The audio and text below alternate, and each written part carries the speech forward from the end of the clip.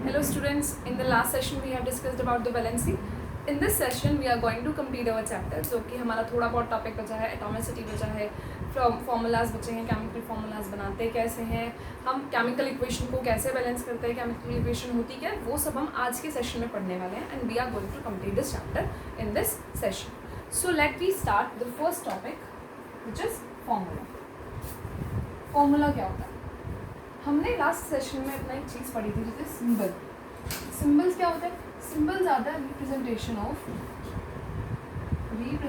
Of elements. Elements को जिन चीज़ों से रिप्रेजेंट किया जाता है वो हमारे क्या थे? सिंबल. जैसे कि हमने हाइड्रोजन को H लिखा था, नाइट्रोजन को N, कार्बन को C, ऑक्सीजन को O, ये सब हमारे क्या थे? सिंबल्स. लेकिन हम जब कोई भी मॉलिक्यूल या फिर कंपाउंड को रिप्रेजेंट करते हैं तो उनको रिप्रेजेंट करने के लिए हम क्या यूज़ करते हैं? हम फॉर्मूला का यूज़ करते हैं. जैसे हम वाटर को रिप्रेजेंट करते हैं H2O से, कार्बन डाइऑक्साइड को रिप्रेजेंट करते हैं हम CO2 से. ऐसे हमारे कॉमन सोल्ट को हम रिप्रेजेंट करते हैं NaCl. Common salt is sodium chloride. इसको हम किससे रिप्रेजेंट करते हैं? NaCl से रिप्रेजेंट करते हैं. तो ये सब क्या है हमारे? ये सब हमारे फॉर्मूले हैं, क्योंकि किसके लिए डिस्क्राइब किए जा रहे हैं? ये मॉलिक्यूल और कंपाउंड के लिए हम इनको डिस्क्राइब कर रहे हैं. ओके, बहुत सारे फॉर्मूले हैं हमारे आपकी बुक में, वो एक बार रीड आउट कर लेना. वो सब उसमें डिस्कस कर वो सब हमारे उसमें ही आ जाएंगे. नेक्स्ट हमारा क्या आता है? नेक्स्ट हमारा टॉपिक आता है atomicity. What do you mean bye atomicity? Atomicity क्या होता है? एटॉमिसिटी से पहले हम जान लेते हैं नेचर में बहुत सारे एलिमेंट्स प्रेजेंट होते हैं. एलिमेंट्स हमारे इंडिपेंडेंटली भी प्रेजेंट होते हैं, दैट मीन्स फ्री स्टेट में भी प्रेजेंट होते हैं, प्लस वो कंबाइंड स्टेट में भी प्रेजेंट होते हैं. फ्री स्टेट और कंबाइंड स्टेट कहने का मतलब क्या है? जैसे बहुत सारे हमारे एलिमेंट्स हैं, एग्जांपल हीलियम, नियॉन, ये कुछ ऐसे एग्जांपल्स हैं जो नेचर में फ्री स्टेट में एग्जिस्ट करती हैं. फ्री स्टेट में एग्जिस्ट करने का मतलब क्या है कि ये किसी से कंबाइन नहीं होंगे, ये सिंपल अपने He के फॉर्म में या नियॉन के फॉर्म में प्रेजेंट होते हैं. इन्हें किसी दूसरे एलिमेंट से अटैच होने की कोई ज़रूरत नहीं है. जैसे अगर मैंने लास्ट वीडियो में डिस्कस किया था, हमने कॉन्फ़िगरेशन कैलकुलेट की थी हीलियम का. वो कितना होता है? एटॉमिक नंबर 2 होता है, इलेक्ट्रॉन्स भी 2 होंगे, तो उसकी कॉन्फ़िगरेशन हो जाएगी 2 सिंपली. ऐसे ही नियॉन का एटॉमिक नंबर होता है 10, तो उसकी कॉन्फ़िगरेशन क्या हो जाएगी? 2 और 1. तो अगर हम इनकी लास्ट शेल देखिए, इसकी लास्ट शेल फिल्ड है, K में 2 आ सकते थे, 2 ही इलेक्ट्रॉन्स प्रेजेंट है. यहाँ हमारी इसकी लास्ट शेल ये वाली है, इसमें 8 इलेक्ट्रॉन्स आ सकते थे, 1 फिल्ड है. तो उसे तो किसी की रिक्वायरमेंट ही नहीं है. जब उसको किसी की रिक्वायरमेंट ही नहीं है तो ये किसी से रिएक्ट भी नहीं करेगा. इसीलिए हमारे जो ये एलिमेंट्स होते हैं वो कैसे एग्जिस्ट करते हैं? As a free state exist करते हैं. फ्री स्टेट मतलब अकेले एग्जिस्ट करता है, सिंगल एग्जिस्ट करता है. इसीलिए इनको बोला जाता है मोनो एटॉमिक. क्या बोला जाता है? Mono atomic. The elements which exist freely in the nature और independently in the nature, they are known as mono atomic. जबकि वो एलिमेंट्स जो कि हमारे कंबाइंड स्टेट में मिलते हैं, कंबाइंड स्टेट में हमारे जैसे कि वो किसी एक एलिमेंट से रिएक्ट कर सकते हैं, वो किसी 2 एलिमेंट से रिएक्ट कर सकते हैं, वो किसी 4 एलिमेंट से रिएक्ट कर सकते हैं. एग्जाम्पल जैसे हम H2 का लेते हैं. H2 क्या है? H2 में एक H दूसरे H से कंबाइन हुआ है, तो 2 एलिमेंट्स एक साथ कंबाइन हो रहे हैं, तो ये कहलाएगा हमारा डायटोमिक. ज़्यादातर जो गैसेस मिलती हैं हमें H2, O2, N2, ये सब क्या है? हमारी डायटोमिक.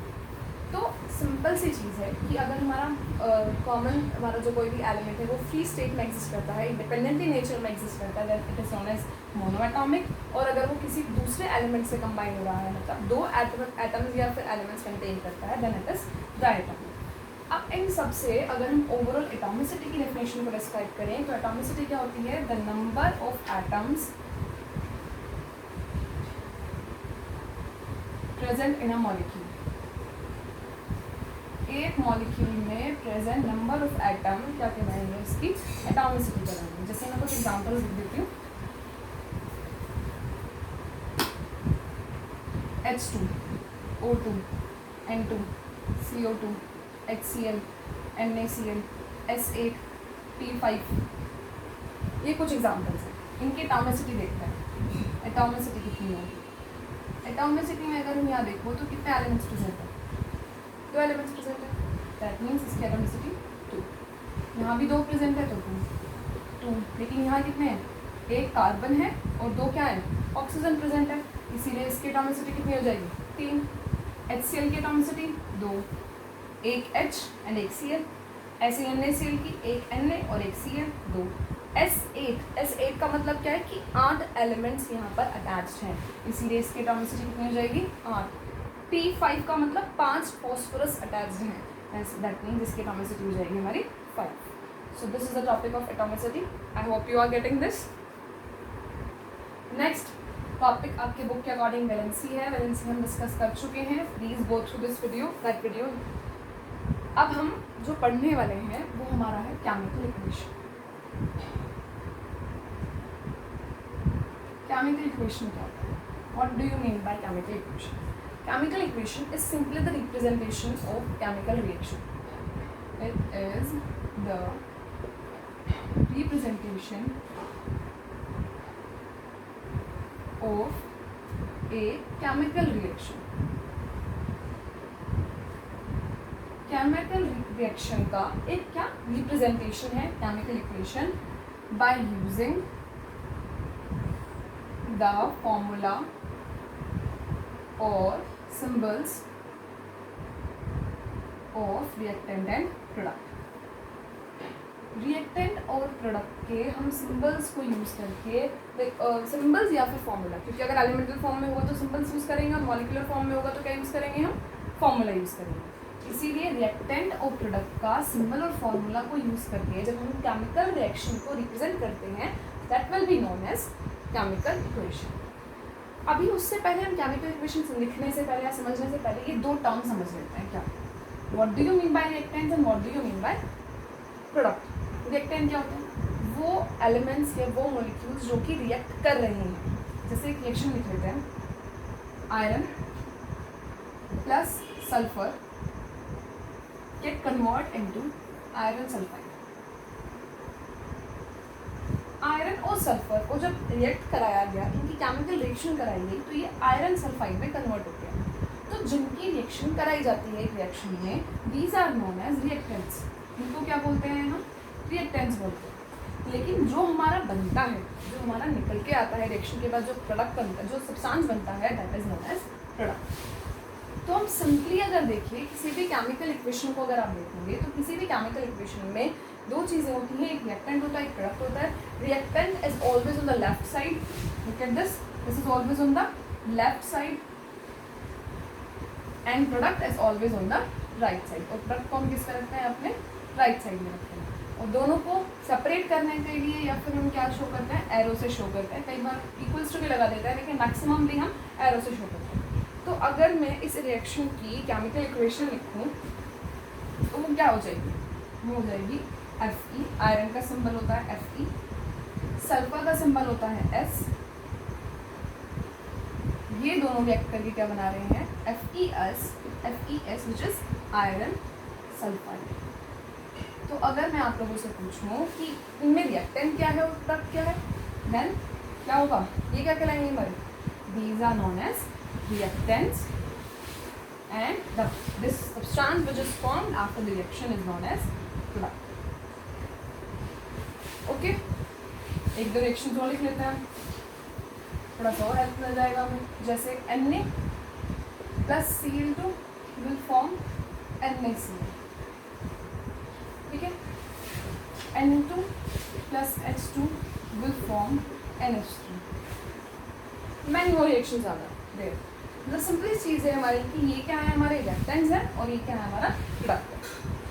अब हमें चीज़ बहुत इंपॉर्टेंट हमारी केमिकल रिएक्शन में आती है, इक्वेशन में आती है, वो क्या होती है कि number of elements in reactant should be equal to number of elements in product side। मतलब जितने एलिमेंट रिएक्टेंट साइड पे प्रेजेंट होंगे उतने ही एलिमेंट प्रोडक्ट साइड पे होने चाहिए। अगर इधर एक आयरन मॉलिक्यूल प्रेजेंट है, एक आयरन का एटम प्रेजेंट है, देन हमारा इधर भी एक ही आयरन होना चाहिए।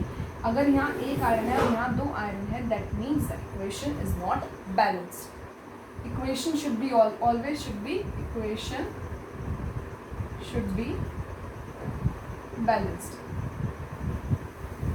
इक्वेशन कैसे होनी चाहिए, बैलेंस होनी चाहिए। जितने रिएक्टेंट साइड पे एलिमेंट है उतने ही प्रोडक्ट साइड पे एलिमेंट्स होने चाहिए। लेकिन अगर हम बात करें, हम ये दो इस रिएक्शन को देखते हैं। सबसे पहले इधर आयरन कितना है, 1 आयरन प्रेजेंट है, कोई नंबर आगे पीछे लिखा हुआ नहीं है। ऐसे ही सेम इस केस में भी यहाँ पर आयरन कितना है, 1 आयरन प्रेजेंट है। सल्फर 1 प्रेजेंट है, उधर भी सल्फर कितना प्रेजेंट है, 1 प्रेजेंट है। दोनों side number of elements same है। आयरन इस साइड 1 है और इस साइड भी कितना है, आयरन हमारा 1 है। सल्फर इधर भी 1 है और इधर भी 1 है। That means this equation is balanced.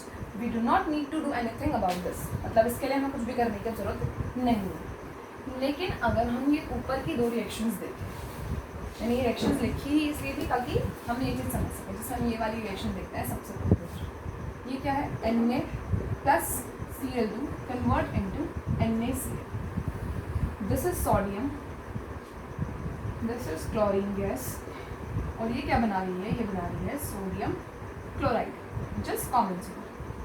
ठीक है, this is the chemical equation. अब यहाँ हम क्या करते हैं, एलिमेंट्स लिखते हैं। सबसे पहली चीज़ हम क्या मेंशन करेंगे, एलिमेंट्स मेंशन करेंगे, एक टेबल बना देंगे। ठीक है, एलिमेंट्स, एक रिएक्टेंट साइड और एक हमारा product side.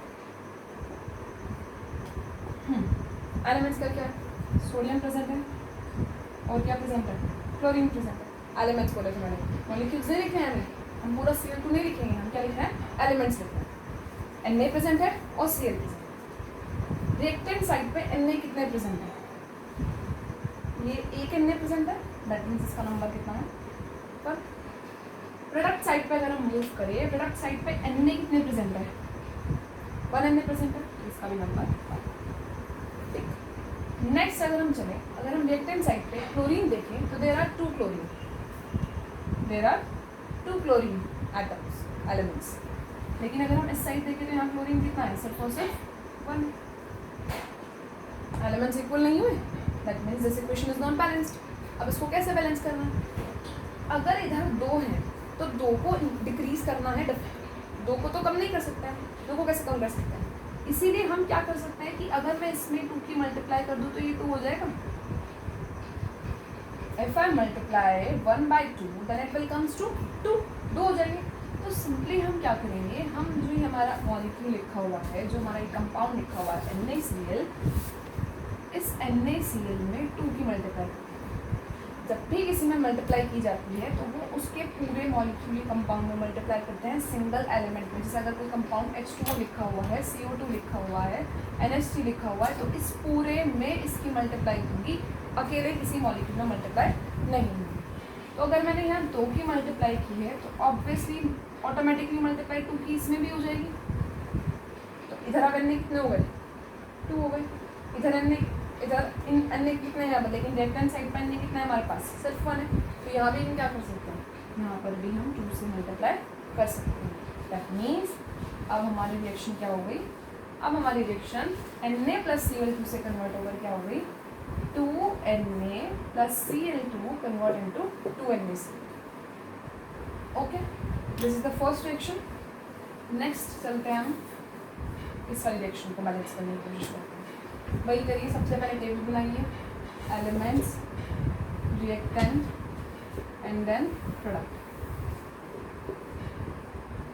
Elements N and H, इधर भी N और H रिप्रेजेंट है, नाइट्रोजन एंड हाइड्रोजन।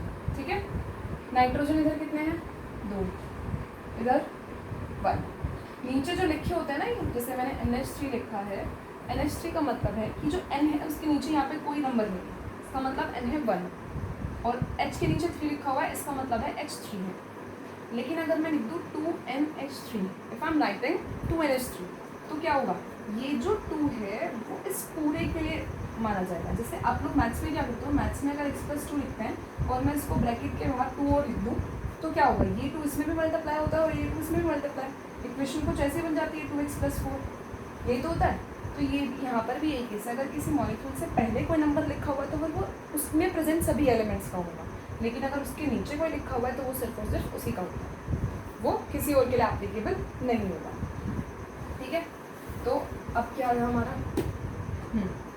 H कितना है यहाँ पे, 2 प्रेजेंट है, हाइड्रोजन 3 प्रेजेंट। बैलेंस करना है, सबसे पहले हाइड्रोजन देख लेते हैं। यहाँ पे क्या है, या फिर मेन एलिमेंट देख लेते हैं। मेन एलिमेंट से स्टार्ट कर लेते हैं। जैसे हमारा nitrogen is the main element. Nitrogen यहाँ 2 प्रेजेंट है, यहाँ 1 प्रेजेंट है। सिंपली क्या कर सकते हैं, इधर 2 से मल्टीप्लाई कर सकते हैं। That means we have to multiply product side with 2। Product side पे 2 की मल्टीप्लाई की, प्रोडक्ट साइड पे 2 की मल्टीप्लाई किया तो n में 2 की मल्टीप्लाई होगी प्लस h में भी तो 2 की मल्टीप्लाई हो जाएगी। तो कितना हो जाएगा 6, और ये कितना हो गया हमारा 2। इधर भी नाइट्रोजन 2 है, इधर भी नाइट्रोजन 2 है। That means nitrogen is balanced now. ठीक है, लेकिन अगर हम इधर देखें, hydrogen is 6 on the product side while there are 2 hydrogen on the reactant side. तो क्या कर सकते हैं, 2 को 6 कैसे बना सकते हैं? अगर मैं सिर्फ में किससे मल्टीप्लाई करूँ, 3 से मल्टीप्लाई करूँ। किससे मल्टीप्लाई करूँ, 3 से। तो ये क्या हो जाएगा 6। तो अगर मैं क्या कर सकती हूँ, मैं अगर यहाँ 3 की मल्टीप्लाई कर दूँ तो क्या होगा, N2 + 3H2 + 2NH forms 2NH3। ये क्या हो जाएगी, हमारी कंप्लीट रिएक्शन हो जाएगी। 2NH3 N2 + 3H2 + 2NH3। ठीक है, यहाँ H2 कितने हैं हमारे, 3 है, और NH3 कितने हैं हमारे, 2 प्रेजेंट। ओके, और एग्जाम्पल्स आपकी बुक में से करके देखना, 1-2 ट्राई। 2 मैंने डिस्कस कर लिए, और अगर कोई भी डाउट होगा तो हम बाद में उसको देख लेंगे, आपके डाउट्स सॉल्व करेंगे। ठीक है, एक टॉपिक इसमें और बचता है, केमिकल फॉर्मूला।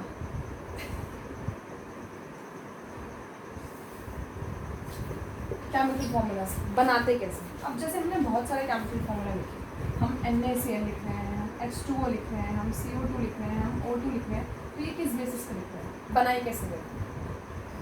केमिकल फॉर्मूला को लिखने का एक तरीका होता है।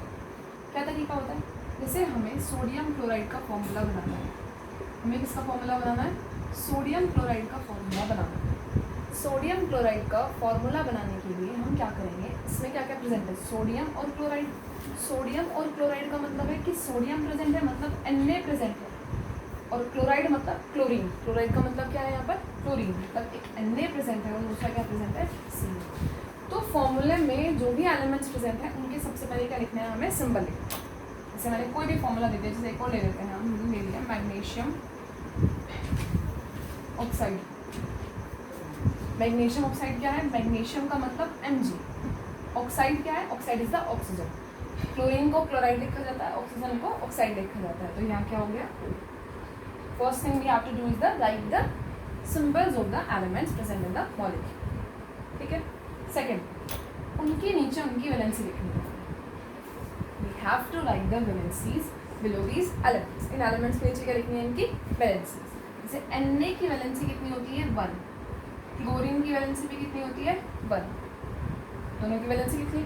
वैलेंसी लिखने के बाद क्या करेंगे, इसकी वैलेंसी को इधर भेज देंगे इसके पास, और इसकी इधर। That means we have to cross multiply. Chlorine की वैलेंसी को लिखना है हमें Na के साथ, और Na की वैलेंसी को लिखना है हमें Cl के साथ, मतलब Na1 और Cl1।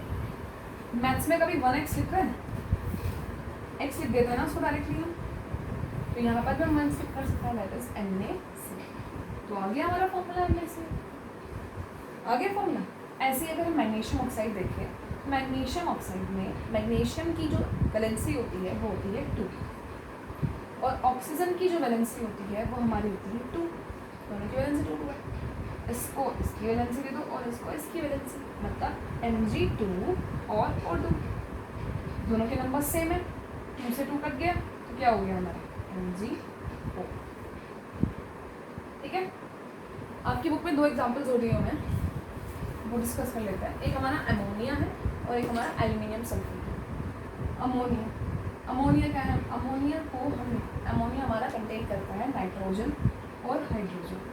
2 एलिमेंट्स है इसमें, नाइट्रोजन प्रेजेंट है और हाइड्रोजन प्रेजेंट है। नाइट्रोजन की वैलेंसी है हमारी 3 और हाइड्रोजन की वैलेंसी है हमारी 1।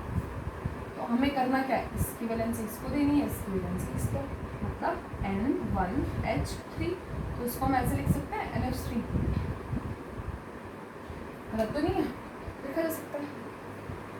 अब नेक्स्ट एग्जाम्पल डिस्कस करने से पहले मैं कुछ एलिमेंट्स ऐसे बताऊँ, कुछ एलिमेंट्स ना बता के, यहाँ तो हम क्या लिख रहे थे, एलिमेंट्स की वैलेंसी लिख रहे थे, लेकिन हमारे कुछ एलिमेंट्स सॉरी मॉलिक्यूल्स ऐसे भी होते हैं जैसे SO4, CO3, PO4, NO3, ये हमारे क्या है, कुछ ऐसे मॉलिक्यूल्स हैं जो कि फॉर्मूले में डायरेक्टली यूज़ किए जाते हैं। मतलब हम यहाँ एस और ओ को सेपरेटली यूज़ नहीं करते। इसका नाम है sulphate, this is sulphate, this is carbonate, this is phosphate and this is nitrate. मतलब ये कुछ हमारे एलिमेंट्स, ये कुछ मॉलिक्यूल्स हमारे फॉर्मूले में डायरेक्टली लिखे होते हैं। जैसे अगर आपने कहीं देखा हो कभी भी हमारा लिखा है, जैसे suppose aluminium sulphate, aluminium sulphate में एल्यूमिनियम का तो हम लिख सकते हैं ANO, सल्फेट का क्या लिखेंगे, सल्फेट को हम पूरा लिखते हैं as it is which is SO4। मतलब ये पूरा एक पैकेट में जाएगा, एक तरीके से बोल सकते हैं ऐसे लिखेंगे। अब करना क्या है, अब इनकी वैलेंसीज, इनकी वैलेंसीज भी फिक्स होती हैं। जैसे इसकी वैलेंसी होती है 2, इसकी भी वैलेंसी होती है 2, इसकी वैलेंसी PO4 की वैलेंसी हमारी होती है 3, NO3 की वैलेंसी हमारी होती है 1।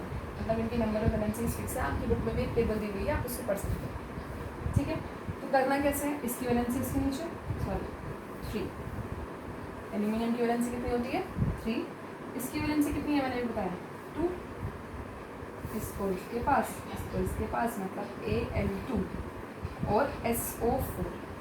लेकिन SO4 के पास 3 लिखना है तो कैसे लिखेंगे, ये 3 पूरे SO4 का है तो इस पर ब्रैकेट लगाओ और नीचे यहाँ 3 आया कुछ समझ में। मतलब जब भी इस तरह के एलिमेंट्स आप लिख रहे हो, इस तरह के मॉलिक्यूल्स यूज़ कर रहे हो, तो उस पर आपको ब्रैकेट लगा के पूरा 2 लिखना है, NO3 का 4 लिखना है, तो जो भी लिखना है वो पूरे पे ब्रैकेट लगा के ही लिखना पड़ेगा। Okay, this is all about the chemical formulas. ये हमारा लास्ट टॉपिक है क्लास का। एग्जाम्पल्स, एक्सरसाइजेज वगैरह जो आपकी बुक में है उन्हें थोड़ा करके देखना, इक्वेशन बैलेंस करके देखना। मैं कोशिश करूँगी कि मैं आपको एक वर्कशीट दे दूँ, आप उस वर्कशीट को सॉल्व कर लेना। लास्ट टाइम भी मैंने आपको कुछ बोला था कि आप 1 to 18 एलिमेंट्स लिख लेना। आई होप आप लोगों ने किया है या नहीं किया, I don't know, but try to do this. फिर जब डाउट सेशन होगा मैं ये सब चीज़ आप लोगों से देखने वाली हूँ, क्वेश्चंस भी पूछूंगी, आपको भी अपने क्वेश्चंस पूछने हैं। So be prepare everyone. Thank you.